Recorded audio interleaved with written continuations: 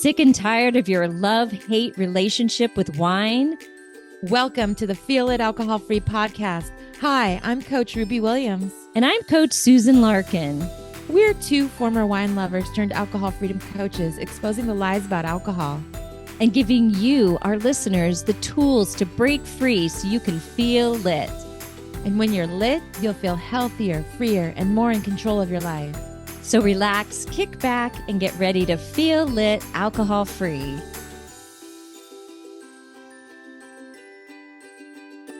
Welcome back to the Feel It Alcohol-Free podcast. And we have a special guest today, Kate Nichols. And I'm just so excited to have this conversation and get to know Kate a little better. So I'm going to just share a little bit about her and then we'll get started. So Kate is a certified alcohol freedom coach by This Naked Mind and ALP. And she's celebrating over 3 years alcohol-free. And her family is her anchor and motivation, guiding her through this transformative journey. A formal social worker turned fitness instructor, Kate has spent the last decade promoting health and wellness. Married with 2 adult children, Kate cherishes her renewed relationships. Living her happiest, healthiest life, Kate enjoys running, golf, gardening, global travel, and self-development. So in addition to one-on-one coaching, she nurtures and grows 2 thriving alcohol-free communities. And Kate's journey from adversity to advocacy makes her a beacon of inspiration and resilience. So welcome, Kate. Yeah. And yeah, it's so good to have you here. Hi. Thank you. Lovely to be here. Nice to see you. Yeah. So I would love to start with can you just introduce yourself and provide just a little bit of your background on your alcohol-free journey? Yeah. So as you say, I'm Kate. I have been alcohol-free for just over 3 years. Best decision of my life.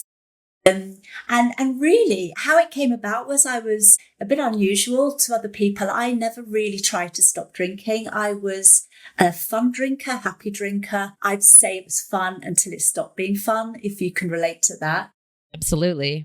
It was getting more and more, and I was pretty functional in lots of ways. I always held down a job, but I think during COVID, I became very aware of the fact that alcohol was very, very important for me. It was important to me. It was important that I got it, that I paid for it, how I paid for it, that I was able to bring it in the house when we were really at a point where we were only going out for essential items. Alcohol was very clearly essential for me. And a few other things, run-ins with the family where I put alcohol first. I nearly lost my daughter, who was 23 at the time. She's now 26. She told her dad she was questioning whether she could continue having a relationship with me. She grew up with her mum being drunk a lot of the time. So there was that going on. So really, I just decided to call it a day. And I always say I drank with determination, but I gave up with determination. And I did just really stop. And the development came after that, really. Wow, that's a relatable story around drinking with my son. He saw me drunk almost every night too. So I'm really relating. Yeah. Yeah, I have that with some clients too, where their children are the ones that are saying, this is not okay. You need to change. And that is the impetus that gets them to really say, okay, I need to look at this. So it's yeah. And wow, thinking about our kids. Yeah. My daughter and son both are super supportive of my alcohol-free journey and my biggest cheerleaders. So yeah. Yes. How has that changed your relationship with your daughter now being out? Oh my gosh. Well, she's just been on holiday with us. She is, I think we've got the relationship she always wanted with me. I think that she didn't understand as a child and a young adult how I could be this mum who was loving on the one hand, but then I'd turn into this person who just seemed to want to drink and go underground with it. And she couldn't really understand that. So when I did change things around, she took a while to come around. I think she questioned whether it was possible, whether it was sustainable.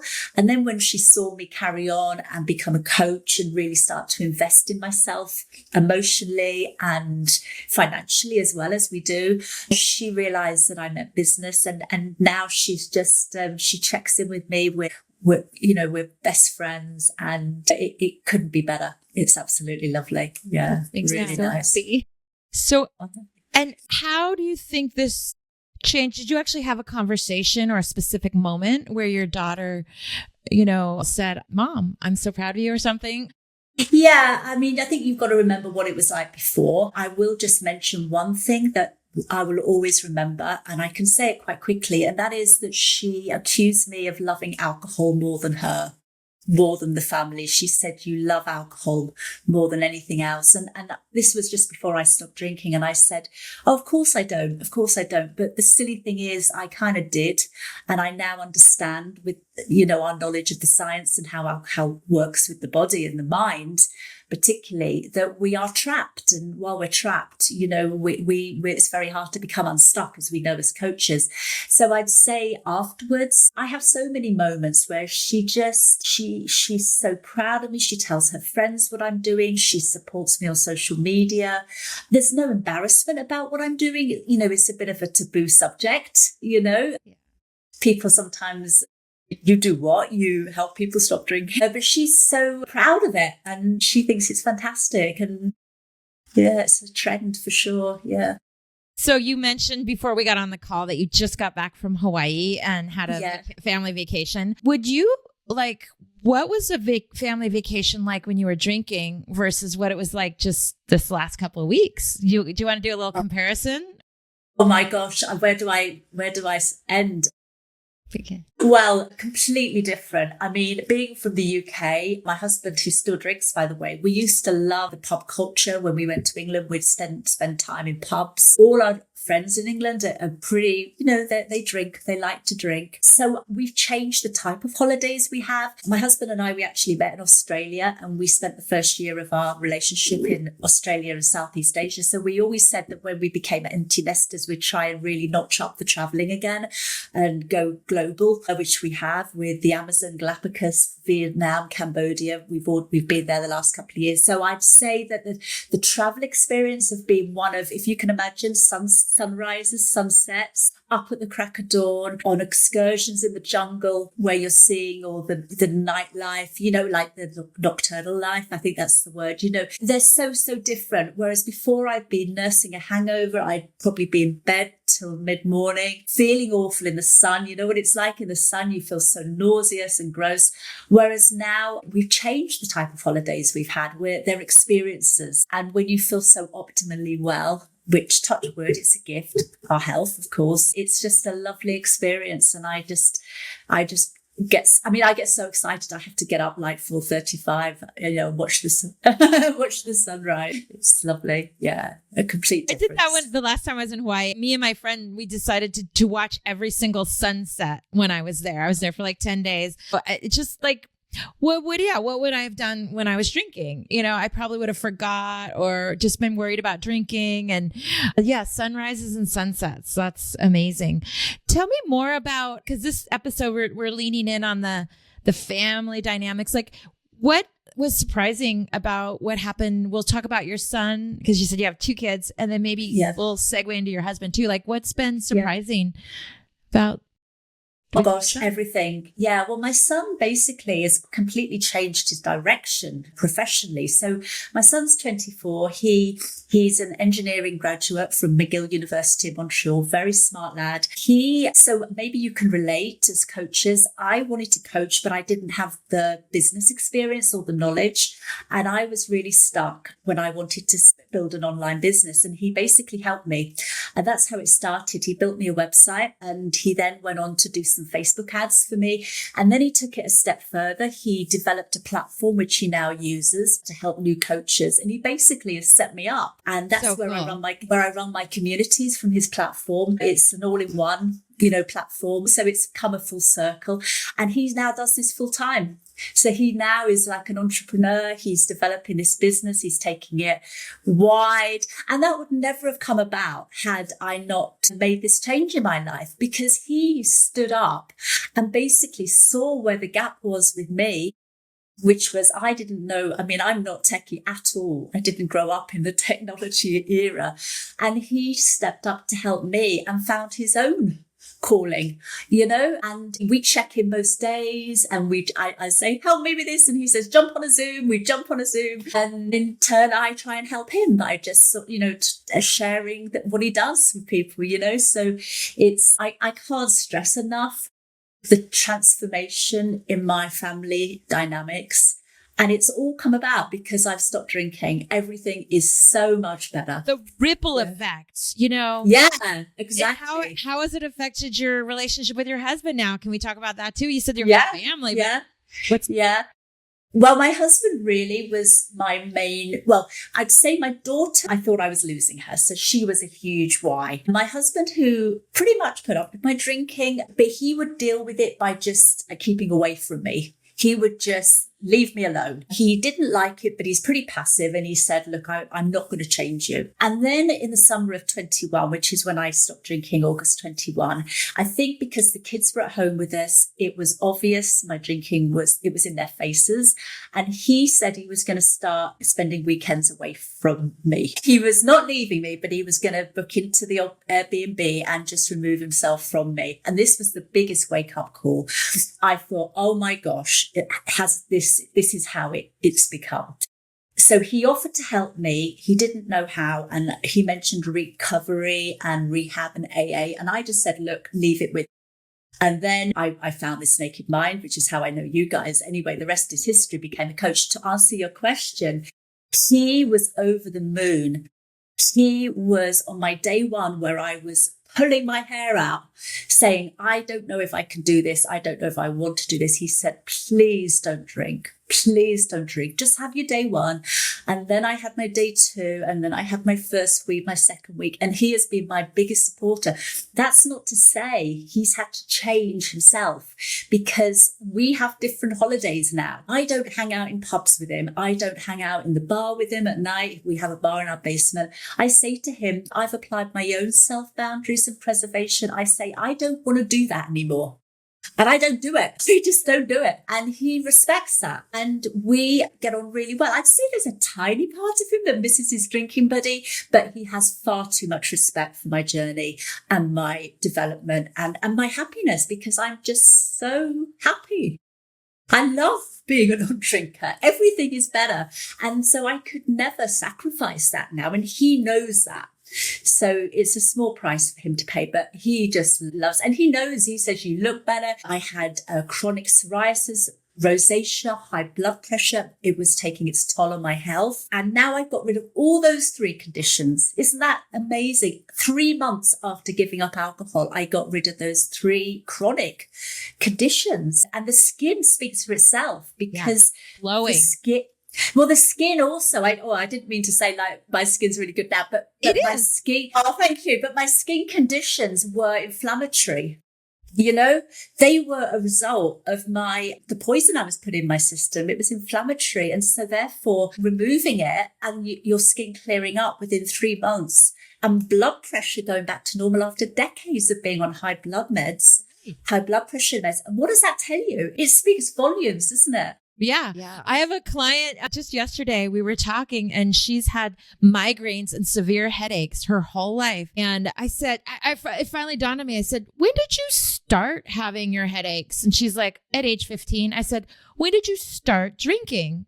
At age 15. And she's now 6 months alcohol free. It took the full 6 months for her, but she hasn't had any migraines or headaches in an entire month or 2 months. No. But it took, it can take, that's awesome, Kate, that it took 3 months for you. But for some chronic conditions, we say 6 months to 2 years for your body to fully recalibrate and reach homeostasis and maybe heal. But that's amazing. I love that result. I know. Yeah. And it takes different time. We know, don't we, as coaches, everybody's wired differently. But the fact that that all happened at that time, and my doctor, who now supports me, she's got my poster in her office, and she says at the time, because I shared with her a bit about my drinking, but like most people, I didn't share how bad it was, and she's really open to this to the methodology we coach by. And she I've never had anyone come through her, but she says she's a supporter. But yeah, ripple effect again, Ruby, isn't it? It's just a ripple effect of the gifts keep coming. The gifts keep coming. Yeah. Yeah. And you do sparkle. That's what my husband said, is you got your sparkle back. Yeah. He also, I think in the beginning, missed his drinking buddy, but he's come around and he actually drinks much, much less now. It's so funny because it's sort of the opposite now. Like your husband was staying away from you when you were drinking, and now you're staying away from him when he's drinking. Yeah. But I've noticed how his drinking is at such a different level to mine. I mean, Amazing. He will now, we used to open wine when I was a drinker. He never opens wine now because that was my drink. And he was just drinking it for the sake of it. Whereas now he'll have a steady at the weekend, couple of drinks. His drinking isn't like my beliefs around drinking were very different. Mm-hmm. And he, even being on holiday with him, I don't think I saw him drink more than a couple a night, and he'd go off to his little bit. And then I'd be by the pool with my book, seeing the stars. And we do things differently a little bit, but we're fine with that as well. We're absolutely fine with that. Yeah. And I'm really curious about your 20-year-old kids. And do you think their drinking hasn't been impacted by you stopping? Or can you share a little bit about that? Yeah, I love you've asked that, Ruby, because I'd say my son pretty much doesn't drink at all. I think he talks to too many coaches. He has gone back to having the odd drink because, societally as a young man, his friends really want him to drink. He goes out to the pub and the bars. So he'll have one or two, but he's not interested at all. And that's since I've stopped drinking and he's learned his own stuff. My daughter, she likes to drink. And I did notice on holiday that she associates drinks with fun, I'm watching it a little bit and she's saying, and she's doing the photos with the wine and it's going on the Instagram and I'm watching it thinking, you know what, you're associating the holiday with cocktails, which is fine. That's what young people do. But I see it so clearly. She likes a few drinks, but I'd say that she knows when to turn it off and she's absolutely fine. I keep an eye on them, but yeah. Yeah. My son's 26 and same. He says he sometimes has a beer or, with friends, but it's like one beer, maybe only a few times a month. And he actually did a 30-day break with a bunch of his friends and none of them did the whole 30 days except for him. So I don't know. I feel like this does this ripple effect to our own children. At least they're more aware, right? Or yeah. What do you think, Susan? Yeah.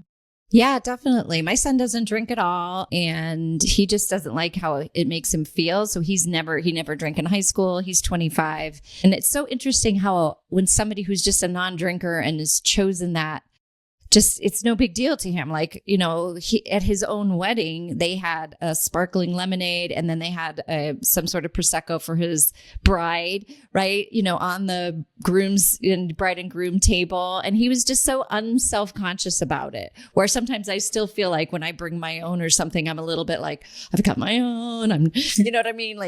But it just reminds me of just like when it's just part of who you are and it's just something you just don't like to do just because you don't like it. It's so acceptable. Like when you accept it, it becomes more acceptable to other people, or just it's not a big deal. So you're not making a big deal out of it. And then my daughter drinks socially, but she also, she knows so much from listening to me blabber on about it. So I think she's pretty careful, similar to your daughter, Kate. I see her being able. We all have mid-20-year-old kids. That's cool. Yeah. Yeah. Early to whatever, 20-year-olds. So I wanted to ask this question. I was just thinking about it. Well, you said you traveled like all over the world and this is your thing. And what are you noticing about like NA or AF beverages out there? What do you drink like when you're out traveling? Yeah. Yeah. Well, I pay a lot of attention. I'd say globally, there's a trend towards promoting non-alcoholic beverages. There's always, everywhere you go, there's always a choice. They are A lot of them are very sugary, sort of sweet drinks, which I feel is a little bit of a shame. But what I found in Hawaii was I could say, can you do me like an alcohol-free pina colada, which is everything you'd get in a pina colada apart from the rum, which is fine. They always had the beers, the athletic beer, which I quite like. There was always that choice. But what I will tell you is in the UK, they are really going for it big time because the UK is a big drinking culture with the pub culture. And I think because pubs, a lot of them need to stay open and cater for this new trend. They really go big on the alcohol-free gin, rum, and the liquors, you know what I mean, the hard liquors. So because the people like a gin and tonic and they like a vodka and Coke or whatever, and you can have those drinks. I have I bought alcohol-free gin. I have gin and tonic at home, and you can still take, if you like it. Some people don't like the alcohol sort of association, but I'm fine with it. But I'd say pretty much I've really noticed that globally people are trending because I think they have to. I think businesses have to. Yeah. Yeah. Yeah. Thank you for sharing that. I'm seeing that too up in Northern California. And I think, Susan, isn't your area where they make athletic? Yes, Connecticut is where they started. It's Stratford, Connecticut. So we have been to their tasting room there, and they're building a new tasting room in Milford, which is going to be more of an event space. So I'm really excited about that. Yeah. And they have a place in San Diego too.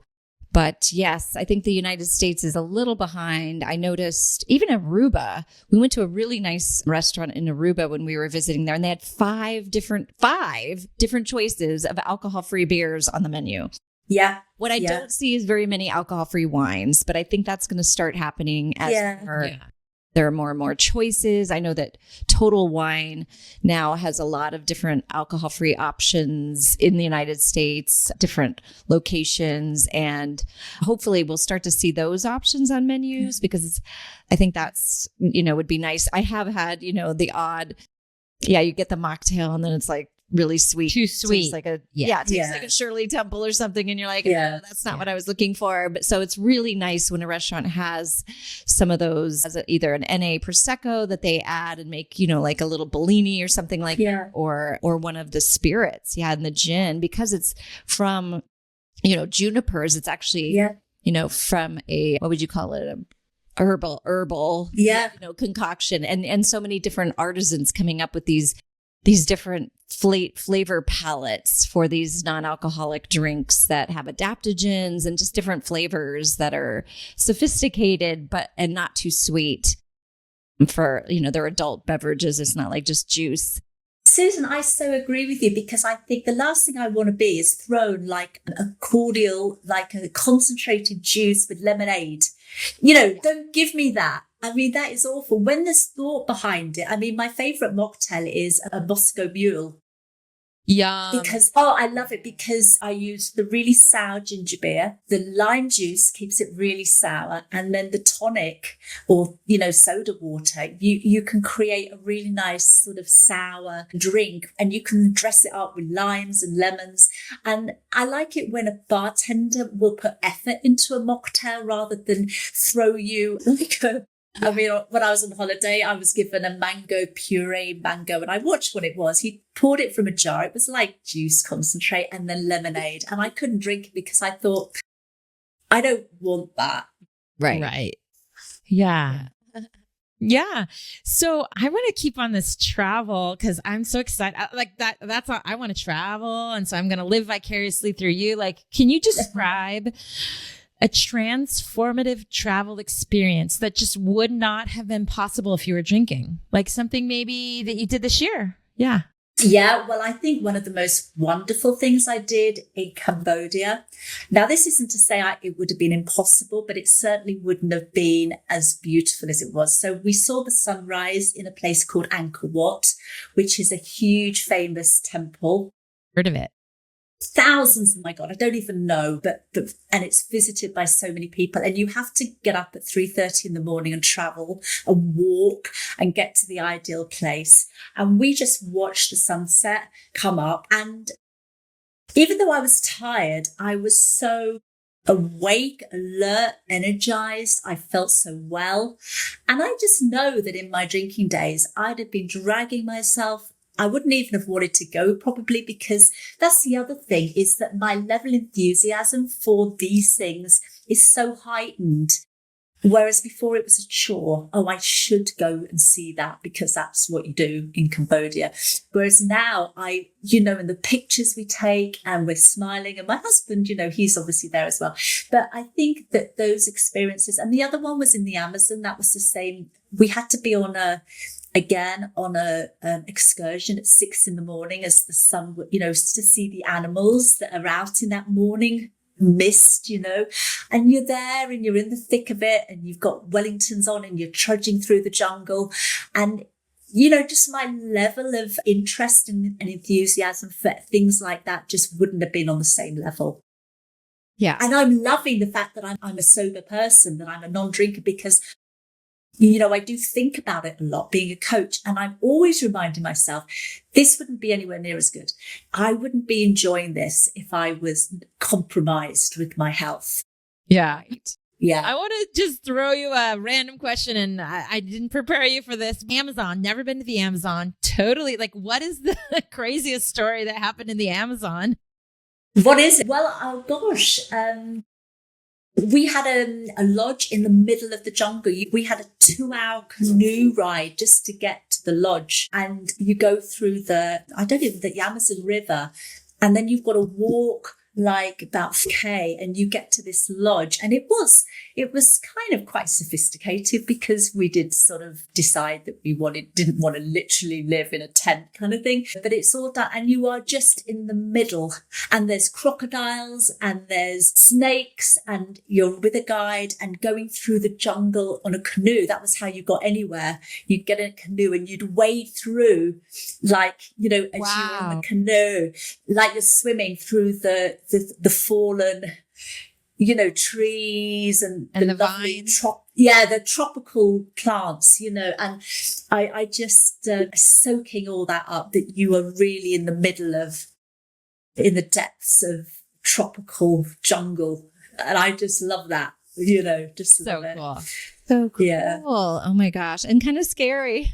Yeah. Yes, and it's not for everyone. This is the thing. It's not for everyone. I mean, going to Vietnam, some of my friends said to me, well, in fact, they are drinking friends. They said, why would you want to go to Vietnam? Why? And I just say, because it's an experience. Because places like Vietnam and Cambodia and the Far East, they are completely different to how we live. I mean, you will get a family of 4 on a little scooter, and the traffic in these capital cities, they're weaving in and out. My husband and I are laughing because when we arrive, we're waiting at the crossing, and there's a kind of traffic lights, but everyone ignores them. And my husband was like, wait for the green man to come up, wait for the green man. And even though the green man came up, the traffic didn't stop. And you realize that you've just got to start walking, and people weave around you, and it's a really different experience. And some of them have got a family on a scooter. So you've got the dad on the front, the 2 kids wedged between them, and the mum at the back holding the family together. No helmets, nothing. And they're weaving in and out. And I just couldn't stop watching life. So exciting. Oh, I love these different stories. I know. So, Kate, thank you so much for all these stories and sharing your experience, especially with your family and that ripple effect. So we're at the time in our episode where we ask, what do you do to feel lit alcohol free? And again, feel lit is the old, what used to be intoxicated, but now we say feel lit alcohol free. What do you do to feel good, vibrant, excited? Yeah. Well, I think it has to be, when I was thinking about this, it just has to be what do I do? My sport, my energy, my golf, my running. I do a 5K park run every Saturday morning with my husband. We get up and do that. So I think how I get lit up is by just living in the present time, feeling so well, and doing things usually around exercise, as an exercise instructor as well, that give me that dopamine rush. That I get high on life, and I get high on definitely being active, and then coming away and having my coffee and my free time. I think I've been high on that, So I have to say that really my activities. Yeah, you sound very active. Yeah, similar. I do yoga and Pilates and a lot of exercise. And I wasn't doing that when I was drinking. I just wasn't doing that I would choose to stay on the couch more. So yeah, it's so true. Yeah. And I know you like your cold, you like your cold tub as well. I remember you saying that because I've seen pictures of you getting in the ocean. Yes, I still do that every Sunday. Yeah. And you, Susan, do you want to add anything? No, I just think that Kate just glows, and she's just the epitome of lit, just looking at your face and hearing you talk about your alcohol-free life and how much you love it, how much it changed your relationships with your family, and then all the amazing travel. I mean, I have 2 friends that have been to Vietnam and raved about it. That was their favorite place on some of their, adventures that they've been on. And they've been to a lot of places and they just loved it. So I think it's amazing that, that has opened up for you as well, alcohol-free travel, and just how much better our life is when we're not drinking. Yeah. And, trying to tell everyone that. And, Yeah. Seeing those sunsets and the sunrises. It's amazing. Yeah. Well, thank you so much, Kate, for coming on and being our special guest today. And please do join our Feel Lit alcohol-free community on Facebook. All right. Bye, everyone. Thank you. Bye, Kate. Bye. Thanks so much for listening to Feel Lit Alcohol-Free Podcast. Do you have a question you'd like us to answer on the show? All you need to do is head over to Apple Podcasts and do 2 simple things.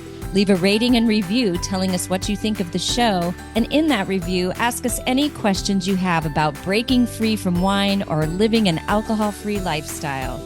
That's it. Then tune in to hear your question answered live. And remember, do something today that will help you feel lit.